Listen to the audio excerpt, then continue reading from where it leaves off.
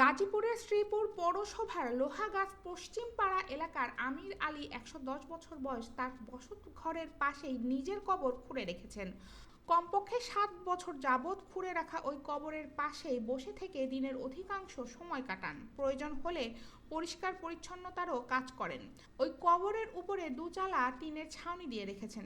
স্ত্রী আমেনা খাতুনের মৃত্যুর পর তাকেও ওই কবরের পাশে দাফন করার জন্য উত্তরসূরিদের অনুরোধ করে গেছেন। এদিকে স্বামী স্ত্রী দুজনের মধ্যে বোঝাপড়া করেছেন, যার আগে মৃত্যু হবে সে যেন পাশাপাশি দুজনের কবরের ব্যবস্থা করেন।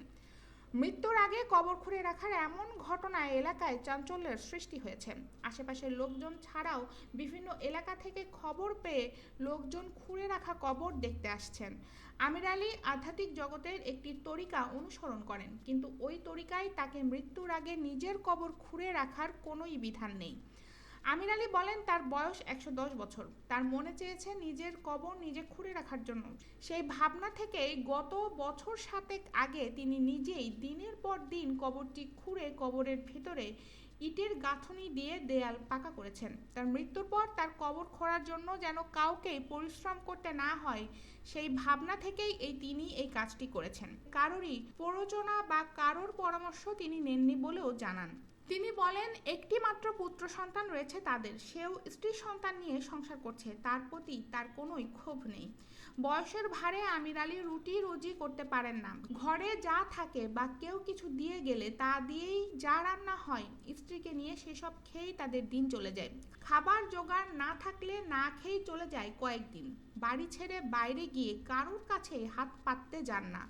মৃত্যুর প্রহর গোনার কথা জানিয়ে আমির আলী বলেন, তার মৃত্যু আগে হলে তার স্ত্রী খুঁড়ে রাখা কবরে শোয়াবে, আর যদি স্ত্রী আগে মারা যায় তবে স্ত্রীকে তার খুঁড়ে রাখা কবরের পাশে খনন করে শোয়াবে। আমির আলীর স্ত্রী আমেনা বেগম বলেন, সে বলেছে সে আগে চলে যাবে। খুঁড়ে রাখা কবর দেখে তার মনটা সবসময় নরম থাকবে।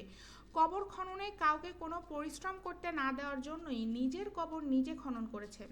সে যেখানে কবরস্থ হবে আমাকে তার পাশে জায়গা রেখে গেছে, সেখানে আমার কবর হবে। আমার কবর অবশ্য খনন করা নেই, এটা আমার ও তার প্রতিজ্ঞা। আমাদের চিরবিদায়ের পর আমাদের একমাত্র ছেলে এবং পীর ভাই কবরের দেখভাল করবে।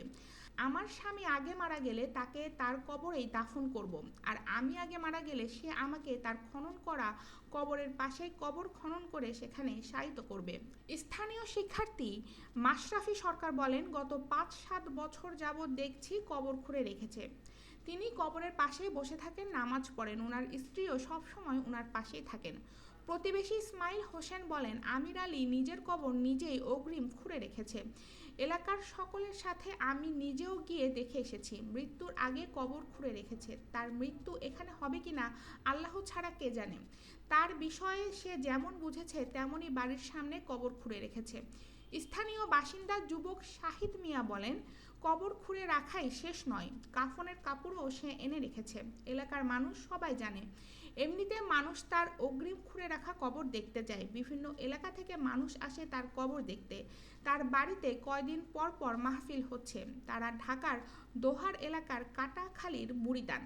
আমির আলীর বন্ধু ইব্রাহিম হোসেন বলেন, তার কবর সে নিজেই খনন করেছে কিনা জানি না, তবে কবর দেখেছি। আমরা তার বাড়িতে প্রতি বৃহস্পতিবার যাই, জিকির আজকার করি। আমরা একই তরিকার লোক। সে আমাদের কাছে বলেছে তার কবর সে নিজেই খনন করেছে। মারা গেলে তাকে এখানে কবর দেওয়ার কথাও সে বলেছে। অগ্রিম কবর খননের ব্যাপারে কিছু জানার প্রয়োজন পড়ে নাই, তাই জিজ্ঞাসা করিনি।